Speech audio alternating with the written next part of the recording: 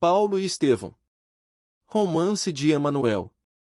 Psicografada por Francisco Cândido Xavier. Breve notícia. Não são poucos os trabalhos que correm mundo, relativamente à tarefa gloriosa do apóstolo dos gentios. É justo, pois, esperarmos a interrogativa: por que mais um livro sobre Paulo de Tarso? Homenagem ao grande trabalhador do Evangelho ou informações mais detalhadas de sua vida? Quanto à primeira hipótese, somos dos primeiros a reconhecer que o convertido de Damasco não necessita de nossas mesquinhas homenagens. E quanto à segunda, responderemos afirmativamente para atingir os fins a que nos propomos, transferindo ao papel humano, com os recursos possíveis, alguma coisa das tradições do plano espiritual acerca dos trabalhos confiados ao grande amigo dos gentios. Nosso escopo essencial não poderia ser apenas rememorar passagens sublimes dos tempos apostólicos, e sim apresentar, antes de tudo, a figura do cooperador fiel, na sua legítima feição de homem transformado por Jesus Cristo e atento ao divino ministério. Esclarecemos, ainda, que não é nosso propósito levantar apenas uma biografia romanceada.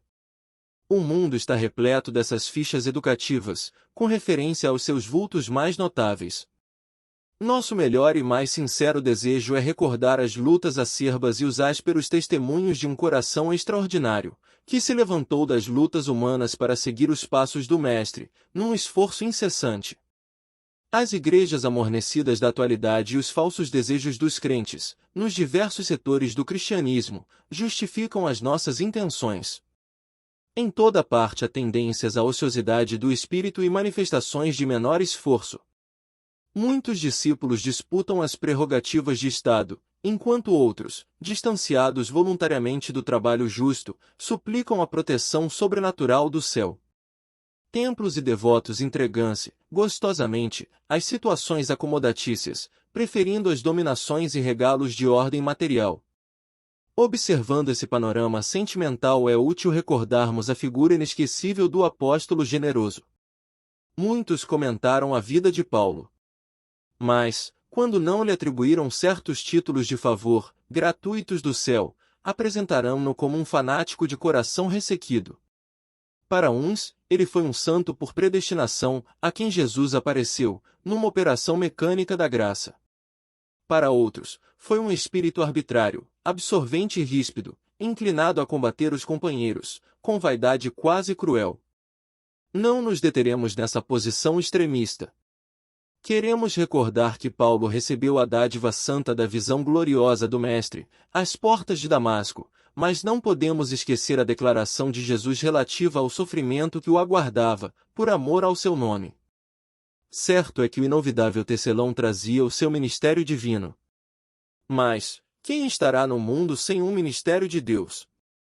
Muita gente dirá que desconhece a própria tarefa, que é insciente a tal respeito, mas nós poderemos responder que, além da ignorância, há desatenção e muito capricho pernicioso. Os mais exigentes advertirão que Paulo recebeu um apelo direto. Mas, na verdade, todos os homens menos rudes têm a sua convocação pessoal ao serviço do Cristo. As formas podem variar, mas a essência ao apelo é sempre a mesma. O convite ao ministério chega, às vezes, de maneira sutil, inesperadamente. A maioria, porém, resiste ao chamado generoso do Senhor. Ora, Jesus não é um mestre de violências, e se a figura de Paulo avulta muito mais aos nossos olhos, é que ele ouviu, negou-se a si mesmo, arrependeu-se, tomou a cruz e seguiu Cristo até ao fim de suas tarefas materiais. Entre perseguições, enfermidades, apodos, zombarias, desilusões, deserções, pedradas, açoites e encarceramentos, Paulo de Tarso foi um homem intrépido e sincero, caminhando entre as sombras do mundo, ao encontro do Mestre que se fizera ouvir nas encruzilhadas da sua vida. Foi muito mais que um predestinado, foi um realizador que trabalhou diariamente para a luz. O Mestre chamou, da sua esfera de claridades imortais. Paulo tateia na treva das experiências humanas e responde: Senhor, que queres que eu faça? Entre ele e Jesus havia um abismo, que o apóstolo soube transpor em decênios de luta redentora e constante. Demonstrá-lo, para o exame do quanto nos compete em trabalho próprio, a fim de ir ao encontro de Jesus, é o nosso objetivo. Outra finalidade deste esforço humilde é reconhecer que o apóstolo não poderia chegar a essa possibilidade, em ação isolada no mundo. Sem Estevão, não teríamos Paulo de Tarso. O grande mártir do cristianismo nascente alcançou influência muito mais vasta na experiência paulina, do que poderíamos imaginar tão só pelos textos conhecidos nos estudos terrestres. A vida de ambos está entrelaçada com misteriosa beleza. A contribuição de Estevão e de outras personagens desta história real vem confirmar a necessidade e a universalidade da lei de cooperação. E, para verificar a amplitude desse conceito, recordemos que Jesus, cuja misericórdia e poder abrangiam tudo, procurou a companhia de 12 auxiliares, a fim de empreender a renovação do mundo. Aliás, sem cooperação, não poderia existir amor. E o amor é a força de Deus, que equilibra o universo.